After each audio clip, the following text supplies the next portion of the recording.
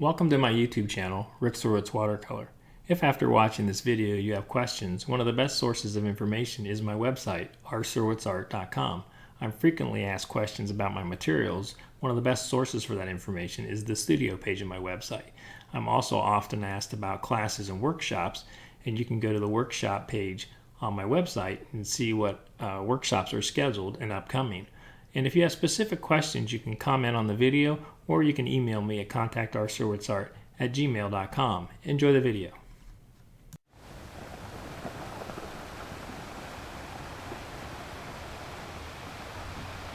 Welcome to the narrated step-by-step tutorial for my painting Acadia Shoreline. This is the third in a series of videos that I've done of paintings along the Acadia shoreline.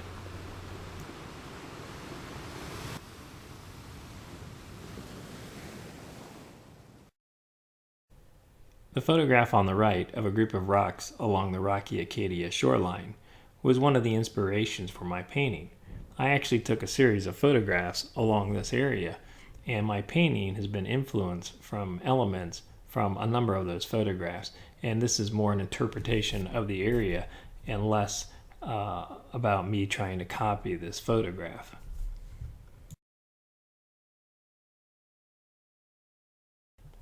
While the majority of my composition is an interpretation of this specific photograph, one of the areas that I wanted to improve had to do with the shoreline and the feeling of depth and distance. If you look at the area, the landmass that's across the water here, you can see it ends into the trees and foliage on the left side of this composition. And it appears very, very near, very flat. You can start to make out one little peninsula that's starting to show a little bit from the background, but the actuality is that shoreline is made up of a number of points that stick out, and you can't make it out in this photograph. So I wanted to change the outline of that shoreline on the far side, so that there was more depth to it and a few different points sticking out. And I did that by changing the drawing the composition, and changing the colors and making some of those colors cooler and with less definition. As I go back to the split screen, you can see how I've changed the distant shoreline. I've let the water go back farther, and I've broken that shoreline up into a few different points that stick out as peninsulas, which is actually what's happening in that area. And in the far distance, the last area of landmass I've indicated with a wash of cobalt violet and some green and blue tones in there, so it's cool and it doesn't have a lot of definition, and it's a light value. So it helps create some distance and some depth in my painting. But I really wanted to change the shoreline to make it a little more interesting. And I did a little bit of that on the left too, where I brought that piece of land that's sticking out, that point out a little bit farther than what it actually is in the photograph. One of the things I've also added are a few gulls, an odd number of gulls flying around. Actually, as I was photographing, there were gulls flying throughout this whole area, and I captured those and I placed them in the upper right quadrant of the composition. One of the things that I've done before I begin painting that I didn't capture on film is I've done a small amount of masking.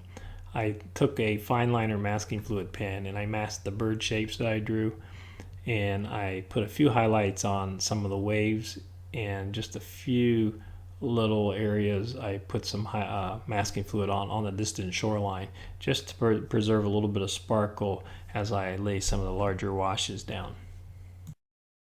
As I start thinking about layers and how I'm going to build up this painting and develop this painting, I make a decision that I want to start by applying a wash of a blue tone here in the water. And so I look at my reference material, and there's actually a variation of tones that appear in that water. There's some deeper blue and some almost blue-green tones that show up that pick up some of the sky, and there's some dark green tones where it's reflecting some of the shoreline where all the trees and the foliage are at. There's also a variation of value. There's some areas where there's some darker values, and there's areas with middle values, and there's other areas that are very light and almost white. So I'm trying to gradate this wash as I apply it, and I'm putting this kind of a light middle value in some areas where the wave actually creates somewhat of a shadowed area. So I'm using a jumbo round small silver black velvet brush that I like to use sometimes for a wash. Very fluid mixture of paint with a lot of water in it. So on my palette I have a big puddle of paint mixture here, and now I'm going to bring that tone in more on the shadowed side of where some of these waves are breaking. And the paint that I'm using right now, the color is actually royal blue with a little bit of cerulean blue mixed into it, and it has a lot of water.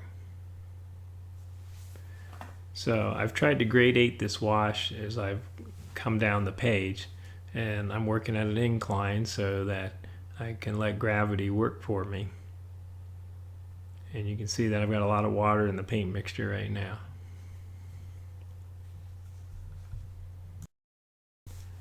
So I want to get a little deeper tone here on the right side of this one wave area, so I'm going to put a little darker mixture in there. And because my paper is saturated, I'm actually working wet and wet right now. I don't have to worry about blossoms or setting an edge because my paper is still very wet. Had that dried up some and I came back to do that, I'd be at risk of getting some blossoms or backwash.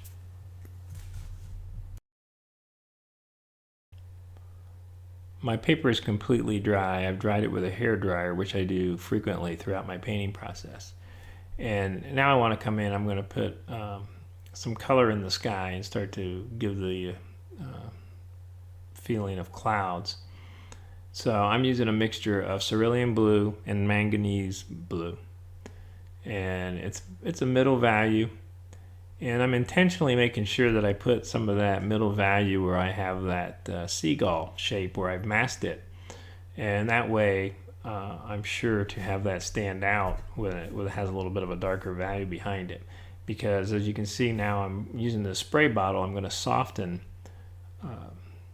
the brush marks that I've put down just to give the feeling of sky, more the feeling of sky and the kind of puffy cloud feeling. But had I not put that darker value where the seagull is, I wouldn't get the effect that I'm looking for to have that white shape stand out. Because after this, I'm not going to do much brushwork in the sky. One of the things you want to watch when you are using a spray bottle like this is pick up that excess water so that it doesn't sit there and cause problems for you when you're not paying attention to it perhaps. I'm going to come down with a middle value wash of blue again in this area of the water, and I've picked up a bit more of the cerulean blue in this wash, but it still has some royal blue in the mixture, and it's still very fluid, but it has a bit more pigment than the lighter wash I was using earlier. So this is being built up on top of the lighter layer, the first layer, and as I work through this painting, I'm going to build a number of layers on top of these washes that I'm applying now. And I have to make sure in between these layers that I'm drying my paper thoroughly, or I'm going to get some potential for backwash or blossoms, or I'm not going to get the nice fresh glazing effect that I'm after. Here periodically I choose to soften some of the edges. Sometimes I won't use a spray bottle and I'll just leave the brush mark as it is. Other times I decide I want to have a softer edge somewhere, and I'll just use a spray bottle to soften it. And I can also use the brush, but I like the effect that I get using the very fine mist spray bottle. Once again, my paper has been thoroughly dried, and I'm going to begin working on the distant landmass here. And I begin by applying a wash of cobalt violet. And I'm using just kind of a smaller general purpose brush so I can paint this shape and get some nice gradation of color going on. Sometimes I would use a larger brush here, but it would be hard to get the gradation of color that I'm after in such a small space with a larger brush. But I am painting it as a shape, as one shape. In this area, the colors that I've combined here are cobalt violet, royal blue, and sap green. And I'm going to take some of that cobalt violet and move across that shape there. I'm going to soften it and let that wash go down, and I'll dry that, and then I'll be painting darker values over top of that.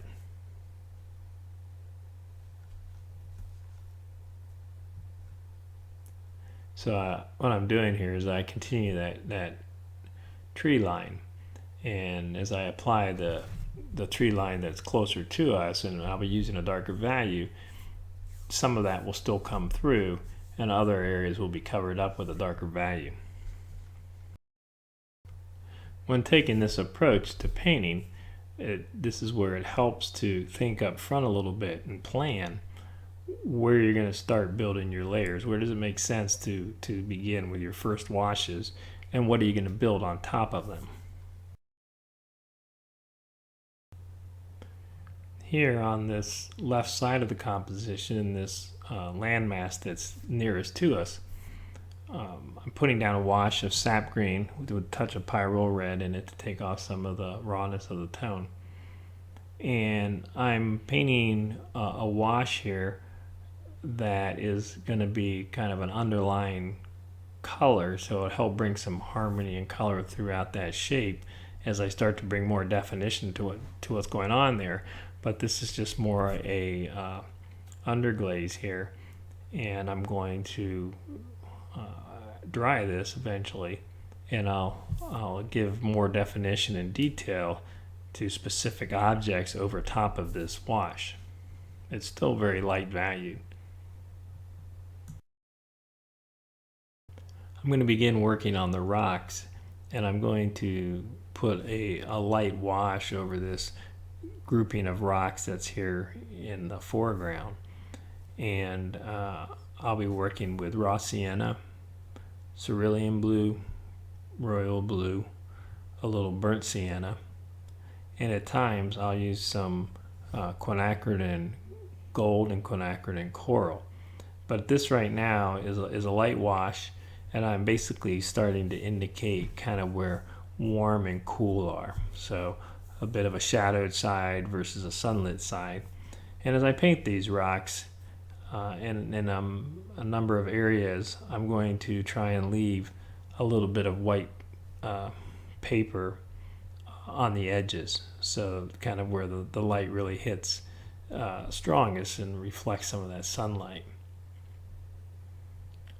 But I'm using, again, it's a combination here. There's some quinacridone gold, and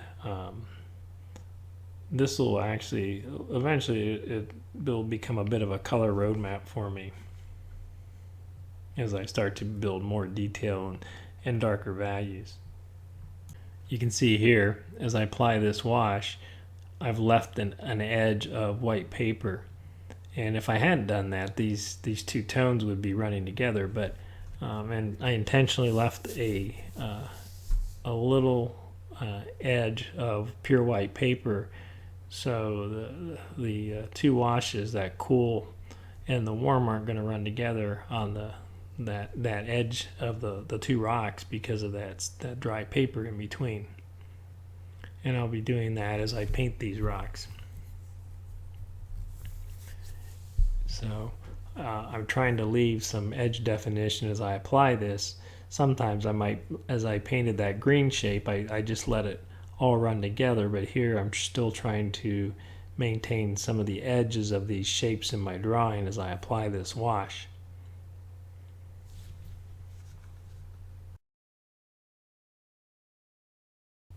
At this point, I've done a number of these rocks, and I'm continuing with the same color mixtures.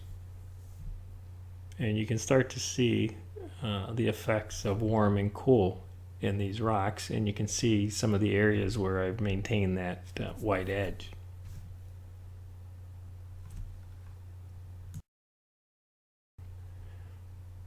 And what I'm going to do is leave this area, and I'm going to start to take some of this color into these rocks that are a little farther out, the ones sitting in the water.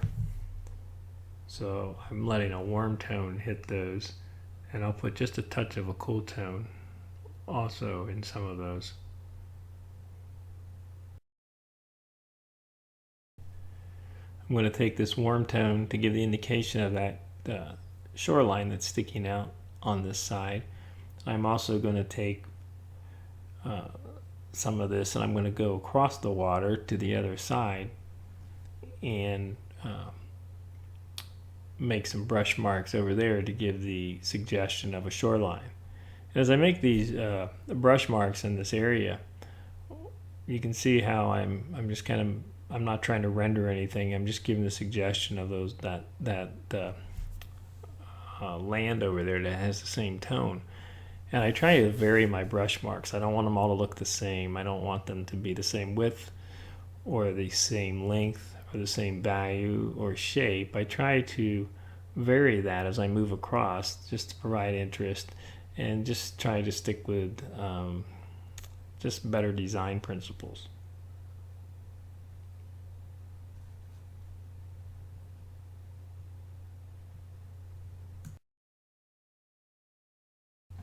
At this point, I want to tone down this shoreline area here. It's kind of a sandy area ahead of this grouping of rocks.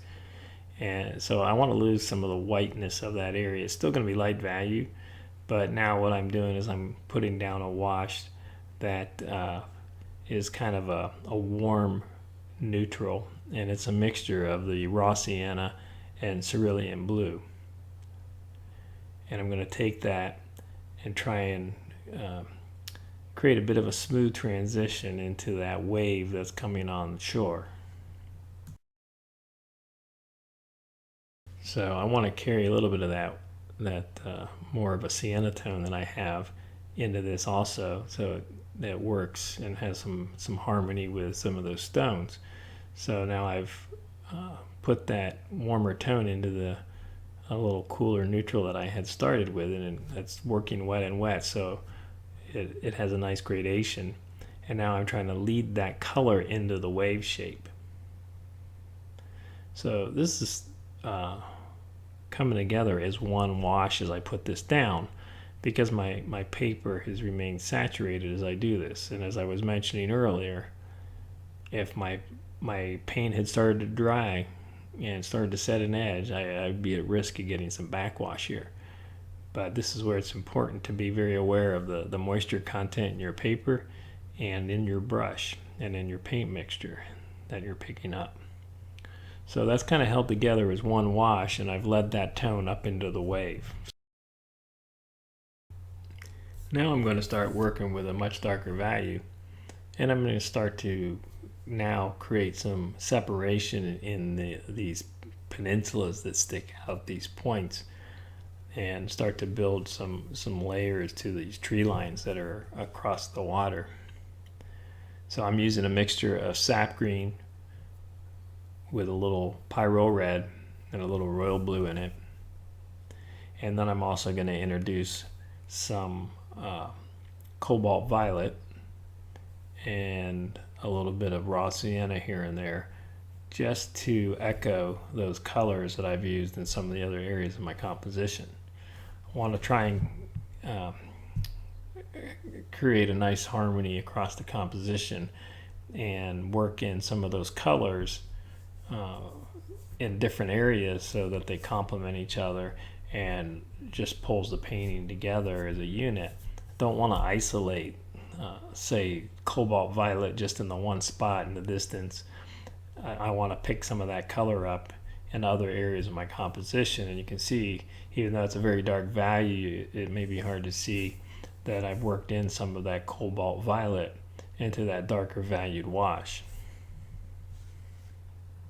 It's more interesting when you can work in some nice color variation, painting something like a line of trees such as this, instead of having them all just one solid tone of green. I'm going to begin doing some painting on the left side here of the shoreline, using the same dark value mixture of this sap green and pyro red with some royal blue in it. And it's going to stop and define an edge along that lighter valued wash that I put in earlier. So trying to give a suggestion that that light valued shape is overlapping these darker shapes. So that overlap helps to build depth in the composition, just as those darker shapes overlapping the distant cobalt violet tree line again starts to build another layer of depth in the painting.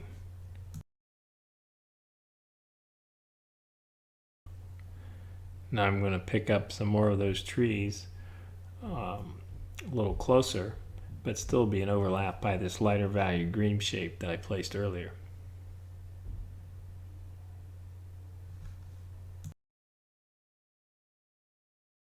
So I'm giving just enough indication of these tree shapes here, and I'm letting just a few smaller brush marks of that value stand out, so that it looks like they're peeking through this closer layer of lighter greenery.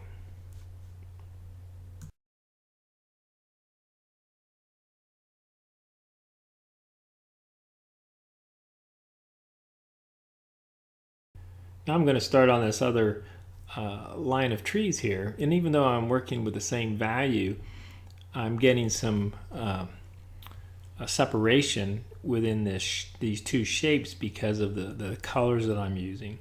I'm working in the same value, but I started off with a raw sienna tone there, and that is a nice complement to the cobalt violet to the left and that other tree line that's sticking out a little bit. So they work well together, and as I go further into this shape, I'm bringing in some of the sap green, pyro red, and royal blue mixture, and then I'll periodically I'll bring in some more of that raw sienna tone and a touch of the cobalt violet.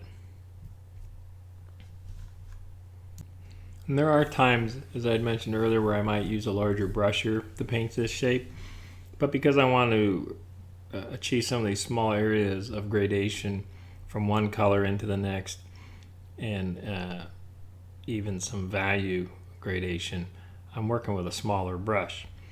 And one of the things I like to do with this shape is to scrape some of the paint to give the indication of tree trunks and branches. And you have to be very careful that you do it when there's the right moisture content in the paper. And working with this smaller brush as I am, if I wait till I get all the way to the right and finish this shape, I'm going to not be able to scrape into this paint. So I'm going to stop here quickly, and I'm going to take this plastic scraper, and I'm going to scrape some shapes into this wash that I've put down. And the time you need to do this is when your paper has a sheen. If it's too wet and glossy, it's just going to fill back in with paint. You won't be able to move the paint. But when it's at a point where it just has a sheen, it's damp, and it hasn't really started to dry too much, but it still has a dampness to it and has a sheen, you can move the paint with a scraper. So now I'm moving along again with my wash, and I left that edge. It was wet enough that I could pick it back up and continue this wash without a backwash or blossoms. If I had waited too long, it would have started to set an edge, and it would have caused me problems.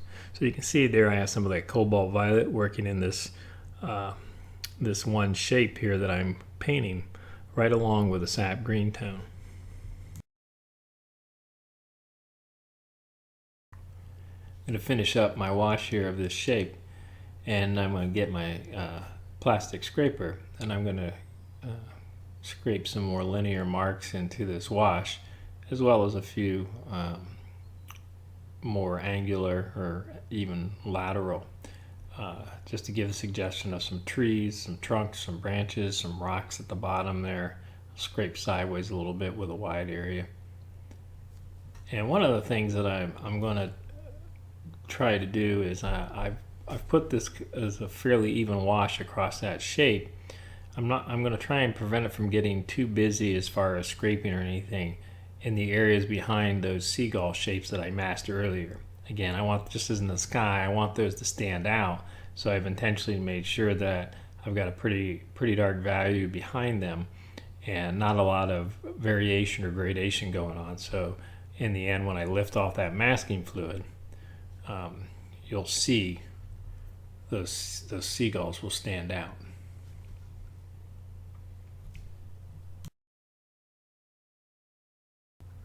So I've switched to my larger wash brush here, and I have a fluid mixture of this darker value sap green pyrolyl red mixture, and I'm going to paint some of the greenery here in the foreground.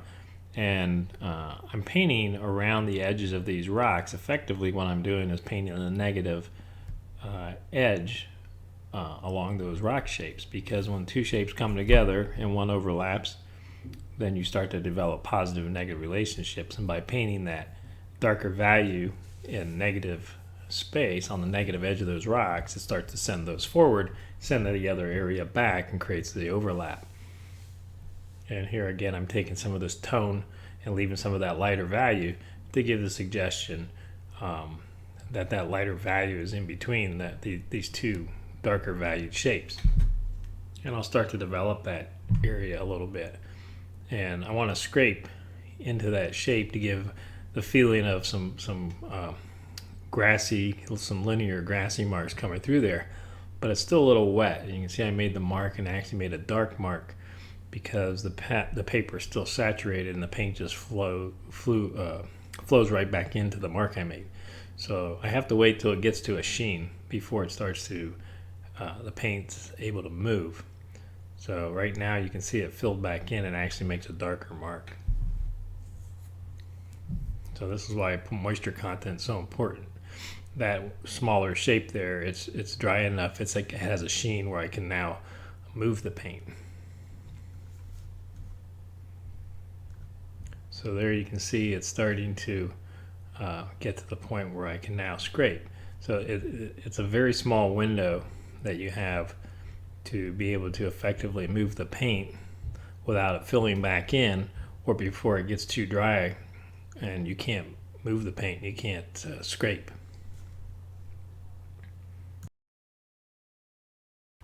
Now I want to pick up some of the reflection of the color of the tree line in the water. So to do that, I'm taking a 1-inch flat brush and I'm making some horizontal brush marks with clear water along the blue tone that I put down earlier. Then what I'm going to do is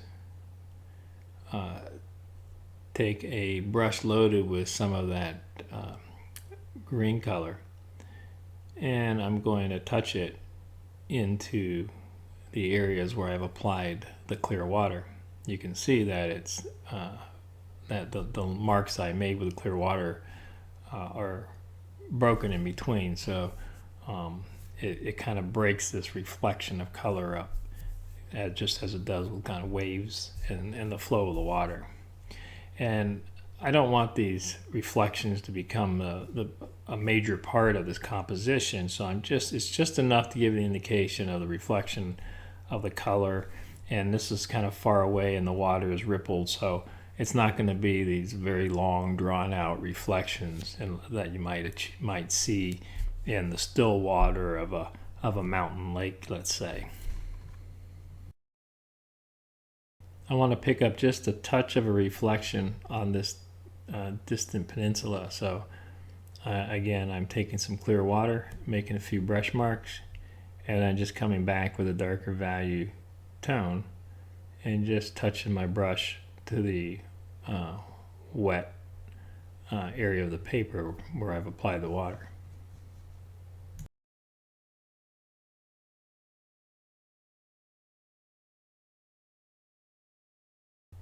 I've painted that tree line pretty much as one shape, and now I'm going to come in with some even darker value tones and give more of the indication of some individual trees that are overlapping the larger tree line shape.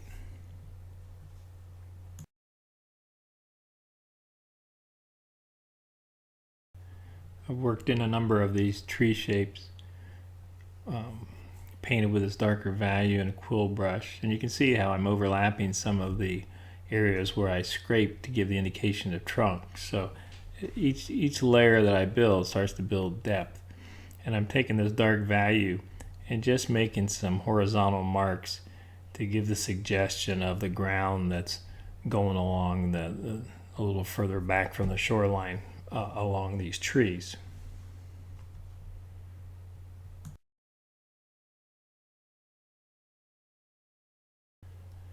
Now I want to create a little more texture in this area and suggest that there's some leafy shapes and branches and just some greenery here in the foreground.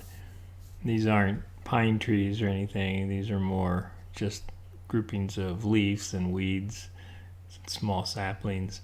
And I took my 5-ml spray bottle just to soften that up a little bit. But I'm going to come back over that to provide a little bit more definition yet.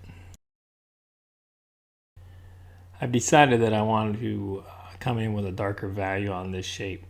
So now I'm working with a 1/2-inch flat brush, and I've got a darker mixture, and it's leaning a little bit more towards the warmer side in some areas. I've added a little bit more pyrrole red to warm it up a little, but I'll have a mixture here that's got a little bit of both.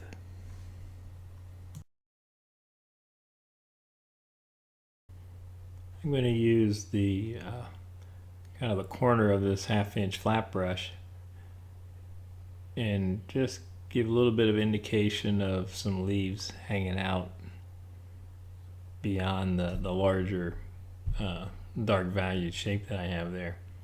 Just trying to suggest that there's some shrubbery there along the shoreline.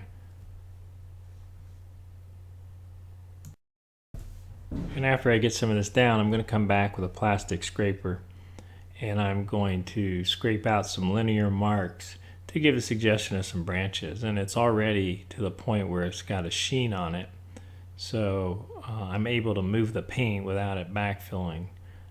So here I'm scraping these branch shapes into this darker valued shape that I had put down.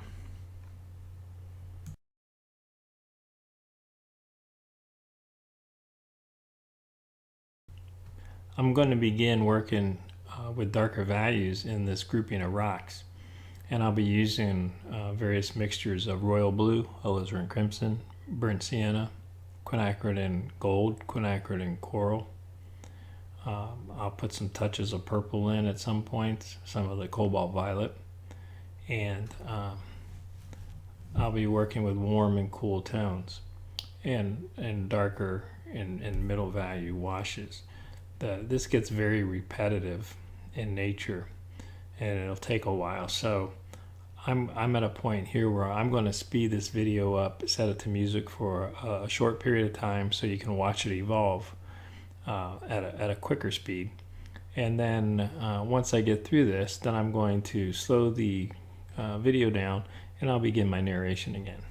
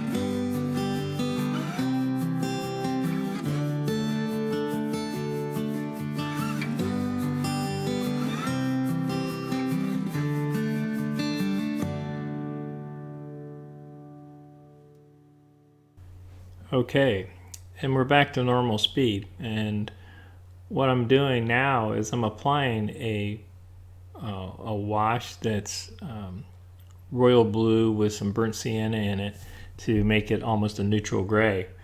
And I've put that wash on the rocks, and I'm taking this sprayer, which has a bit of a coarse spray, and I'm spritzing the water onto that wash that I just put down to create a little bit of texture in the rocks. So I've gone through and I've rendered the rocks in this grouping of rocks on the shoreline here, and now I've come back and I dried it, and then I came back and put this wash on and spritzed it with water to give it that texture.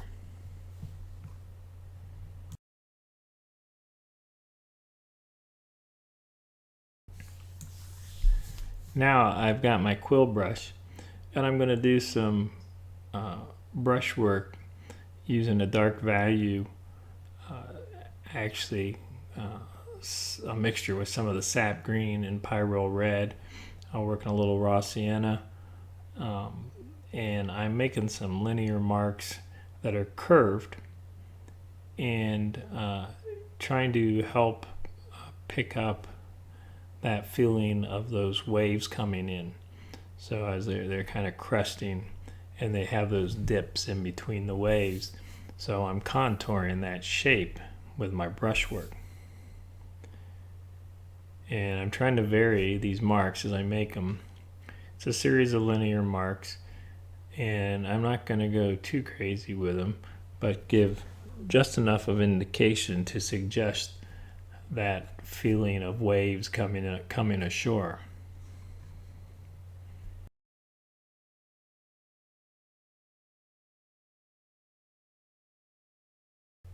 Now I've dried that those marks that I put down with a green tone, and now I'm coming in with a blue tone, and this is a mixture of royal blue with some cerulean blue in it. And now I'm making some similar brush marks right alongside the green marks that I made. And that water is just going to pick up a variety of colors as it reflects into the waters. It's going to pick up the sky, the greenery around the rocks, and so I just try and suggest those colors appearing in my brushwork.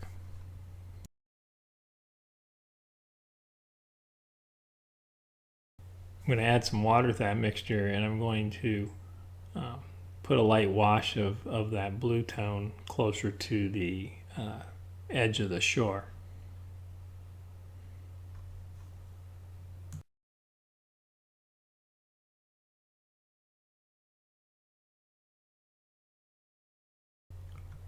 Here I'm going to go a little further out and give that suggestion of that wave rolling in, and fewer brush marks than with the other waves closer to the shore, but just enough to give the indication that another wave is forming and about to come inland there.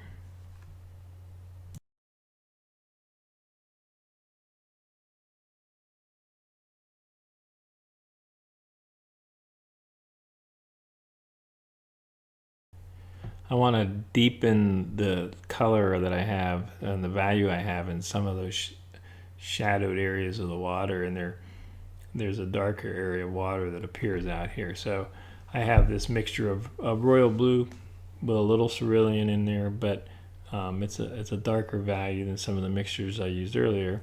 And I have my wash brush, and I'm kind of feathering that wash in. So I'm trying to contour the surface of the water. Is a little flat out there, but I'm bringing that wash around those rock shapes to help bring them forward. And I want to take that tone, I want to bring it in a little bit into these waves that are coming on shore. And I'll darken the value in these areas here. So just a little touch of this wash with this brush. And now this is going over all the other brushwork that I've done which I've dried thoroughly, or I wouldn't be able to maintain the crisp shapes that I laid down. And here I'm going to soften that up a little bit with the fine mist spray.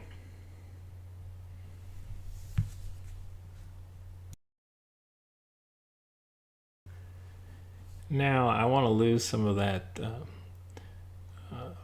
white paper that I have in an area which is going to be toned down because it's on the shadowed side of a wave. So I started with a little bit of the blue mixture, but now I've come in with the sap green mixture, and it's picking up the reflective colors of the surrounding greenery.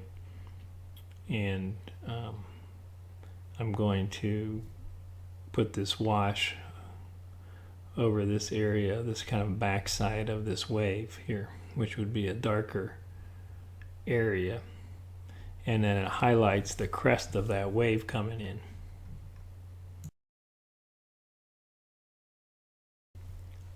I'm also going to take a wash with a little bit of raw sienna and help the transition of that tone from the wave onto the shore there.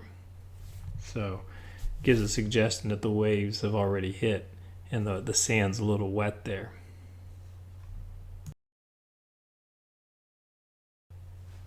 Now I'm going to take a dark value mixture of royal blue, and I'm going to insert the photograph here, and you can see out in the water there how you get some dark values occurring in the rippling of the water there, and this helps set off the sparkling that's going on. And keep in mind that there's a few areas there where I've applied some masking fluid before I began painting to preserve some of the white.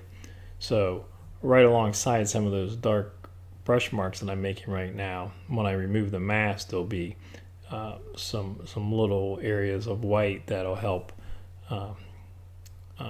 with a contrast of that dark light relationship to give a little bit of sparkle to the water.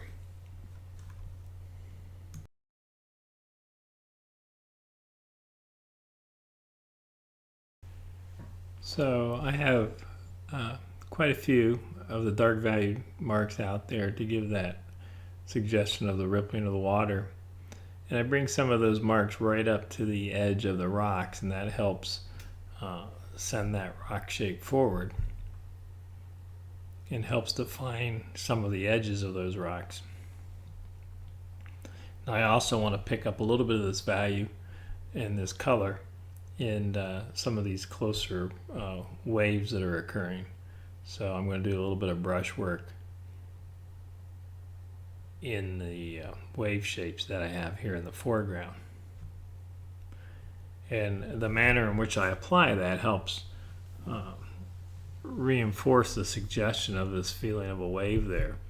They're not straight lines, they're curved, and they're placed intentionally to help highlight the shape and the form of that wave.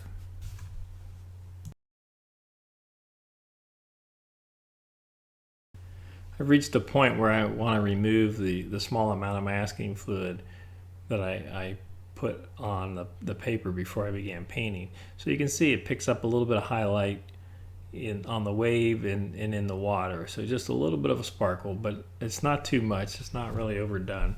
Just enough to keep some of that nice white paper to contrast some of the brushwork that I've done. And now I'm going to lift that masking fluid that's over the shapes of the seagulls, and you can see that those shapes being revealed.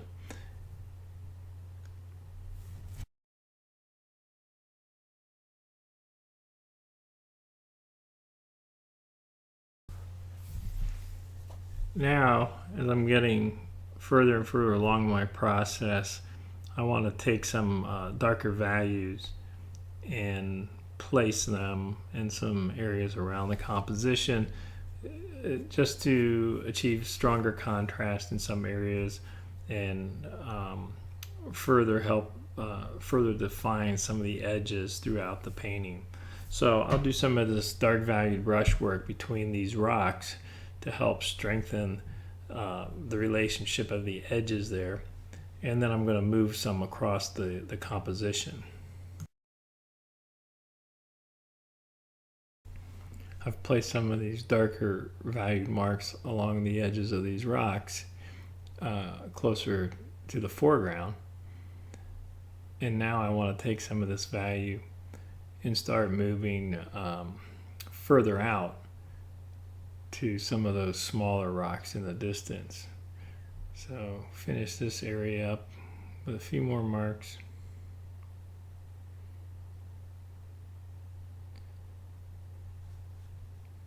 And now I want to start working on some of these other rocks here. So just a slight dark valued brush mark to indicate more of the shadow side and where the rock is on the ground here. So strengthen that point that's sticking out there, that little bit of a peninsula, and then go across the water and put some of these darker valued marks on that distant shoreline.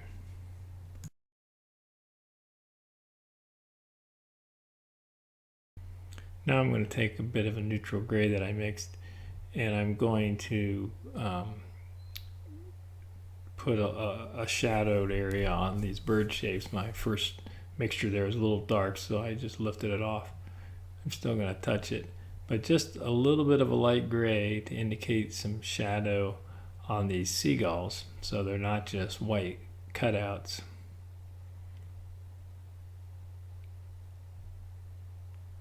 Doesn't take much, just a little bit to help break that white shape up a little and give the suggestion of a slight shadow.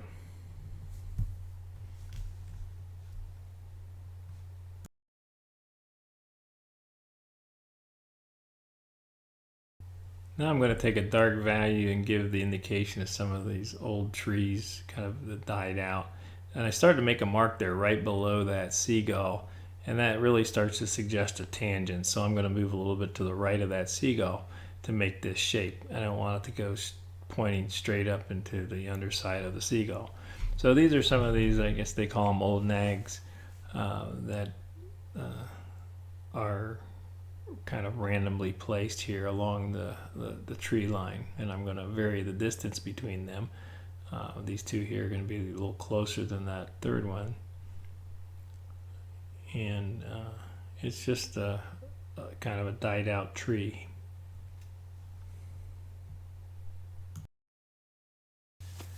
Just placing these in the composition is another way just to help create overlap and suggest depth, suggest some layers within this tree line. And if you think back to where I started this painting, and I started talking about building layers and thinking about where it makes sense to start. So I started with that distant light valued tree line and started building on top of that. And then this is really the final layer here where I'm placing these old died out tree shapes on top of some of these previous layers. I'm going to place one on this left side to help provide interest.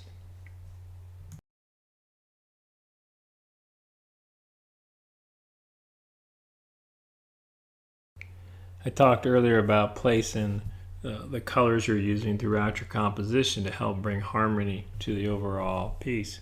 And here I'm taking a wash of cobalt violet, and I'm just giving some touches to some of the rocks and some of the shoreline just to help move that color around the composition. I'm going to put a white mat on this so you can get a good look at it. And that's my painting, Acadia Shoreline. I hope you enjoyed watching this video. If you get a chance, check out Rick Sora's Watercolor, friends and subscribers on Facebook, and thanks for watching.